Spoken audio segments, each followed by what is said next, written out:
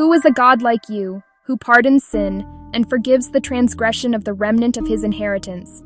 You do not stay angry forever, but delight to show mercy. Micah 7:18, NIV. In a world where forgiveness often comes with conditions, Micah 7:18 reveals a God who delights in mercy.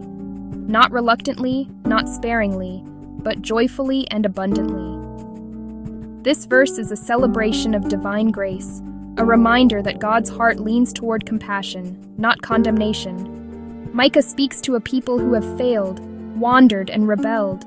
Yet he doesn't end with judgment. He ends with hope. God's mercy is not a loophole, it's his nature. He doesn't hold on to anger, he lets it go, and he welcomes us back. Merciful Father, thank you for being a God who delights in showing mercy. When I fall short, remind me that your grace is greater than my guilt.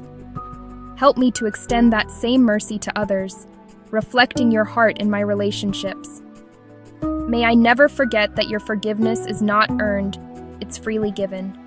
Amen. Challenge for today. Think of someone who needs mercy, maybe even yourself.